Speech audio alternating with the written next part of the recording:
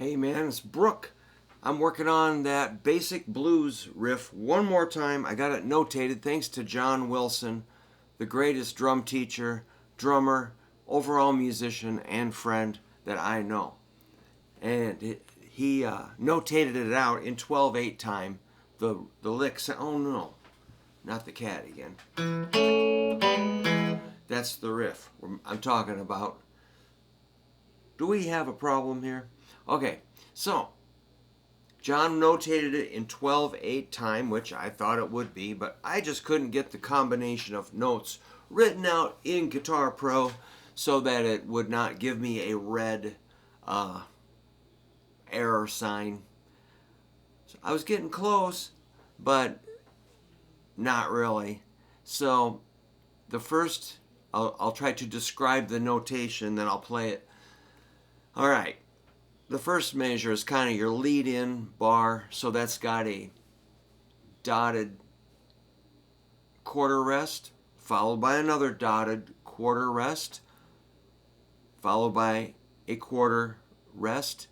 Then we get into the riff. First note is a quarter note. Then we have an eighth note, followed by another eighth note.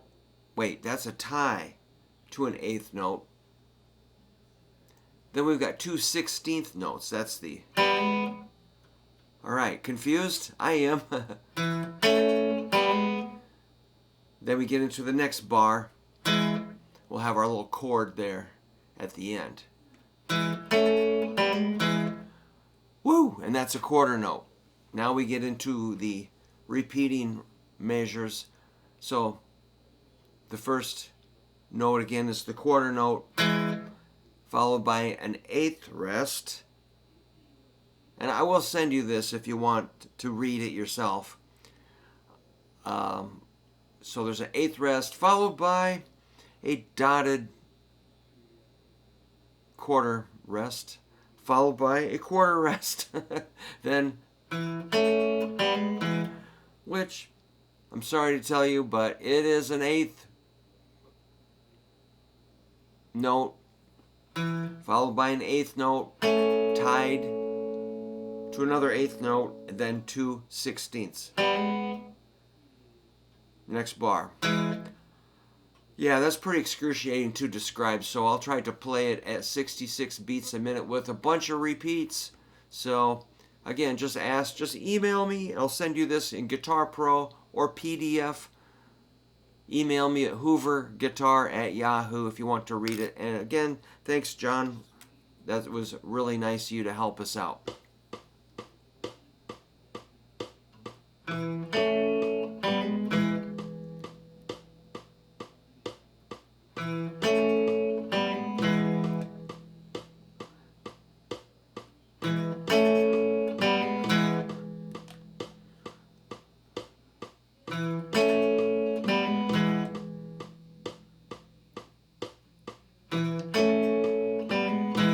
You can put in some fills if you want to play along. Play in the space. Go for it.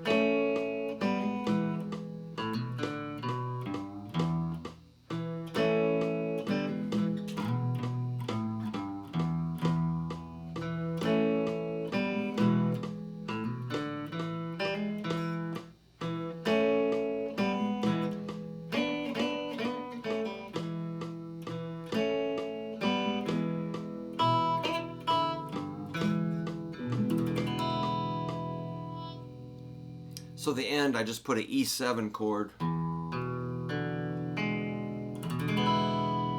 which I totally played over top of. So I was just spacing out, trying to make variations. So the point of this is, if you're still with me, when there's the gap, that's where you can play your fill or a phrase, your kind of call and answer. So this is the call and the answer.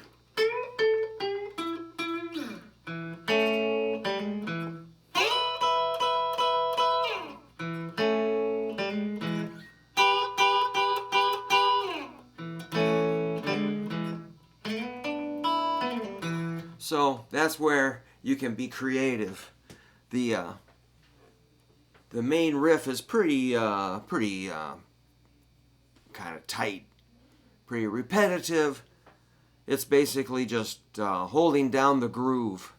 So I hope that that sheds a little bit of light on the timing. I apologize for my kind of mush mouth description of that timing. I should have just said 2 dotted quarter rest followed by a quarter rest followed by an eighth note followed by 2 eighth notes tied together followed by 2 16th notes on the first bar. I should have been able to say it that fast, but I really struggled to get the words out, as you could tell.